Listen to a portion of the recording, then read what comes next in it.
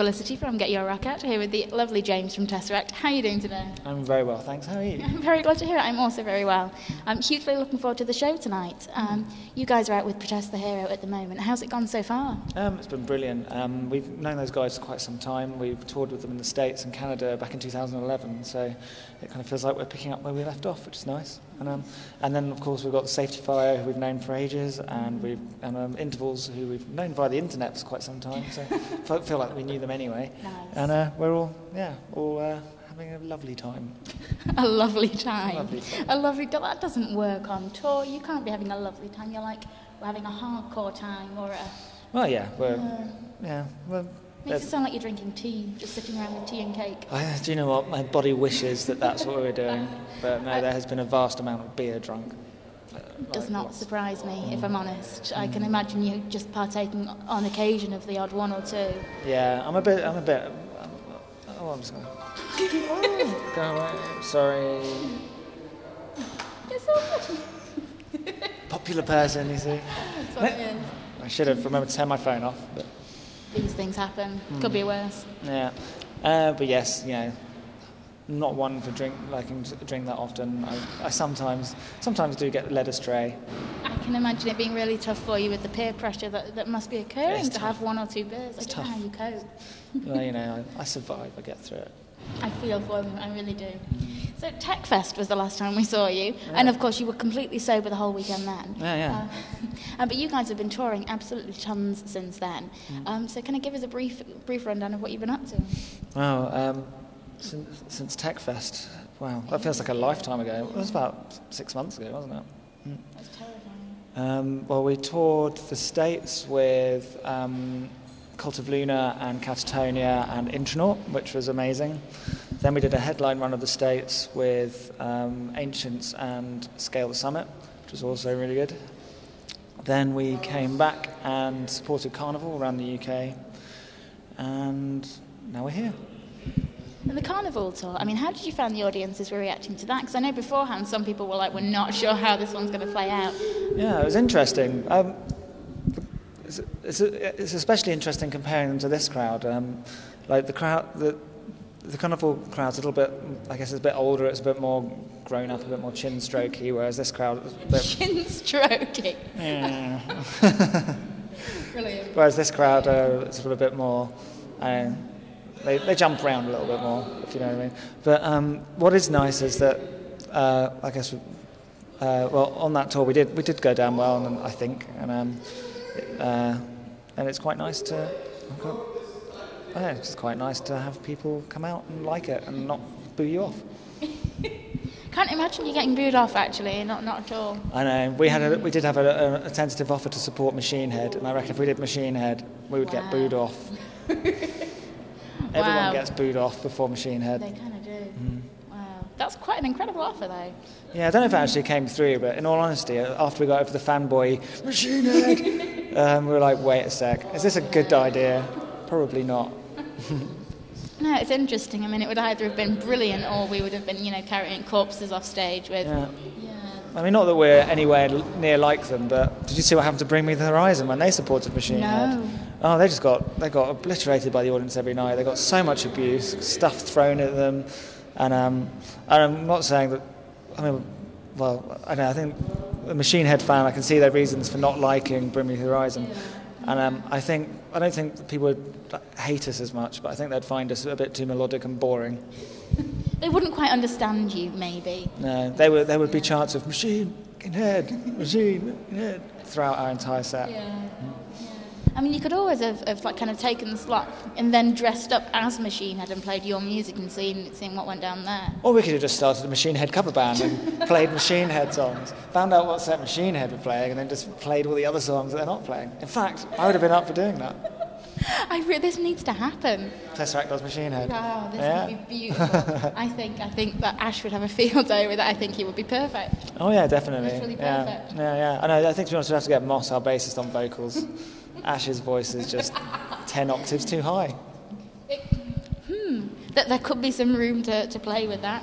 You could do like a choral covers of Machine Head. Now that would go down as a treat. I think they'd love it. Oh yeah, it's amazing. Yeah, I think we should program loads of strings on the backing track.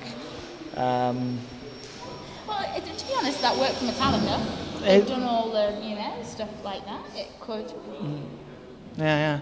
Metallica. Stranger things have happened. Oh yeah, well, Metallica just in general, stranger things have happened with them.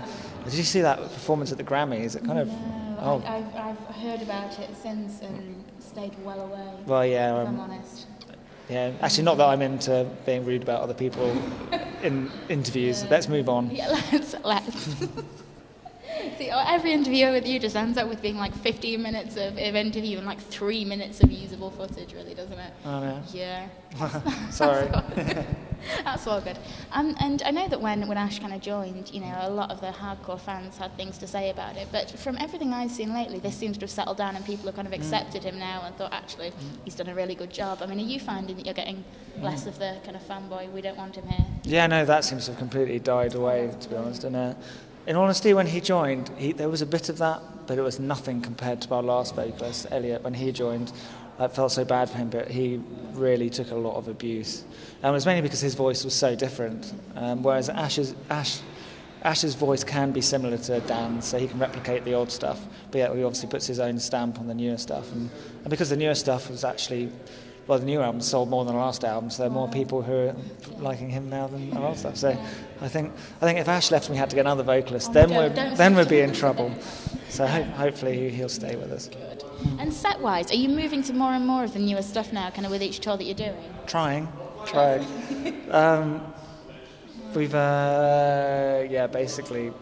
This sounds massively lame, but the set we're playing this now is pretty much the same thing we did with Carnival, just because we haven't had a chance to change it because we haven't come off the road. But we're learning. I've just basically confessed that we can't play some of it. We're learning how to play our songs at the moment. Yeah, exactly. And we're learning up pretty much the rest of the album for the US tour. And then that's a headliner, so we need to be able to play more songs. We don't want to reel out too many oldies. We want to play more new stuff. And then we're hoping to do a headliner in the autumn. And that's going to back here, yeah. And we really want to focus on lots of the newer stuff. Obviously, keeping in some of the popular songs from the old album. But we're getting, from our feedback, people seem to like more into the new album than the last one, which can only be a good thing, I guess. Yeah, definitely. And so, when do you head over to the US? April. Yeah, it's amazing. We're playing with Intronaut and Cloudkicker, and Cloudkicker's it's going to be his first ever tour, and that's incredible. It's going to be amazing. Yeah. And the headline tour back here, that is very exciting indeed. That's the idea.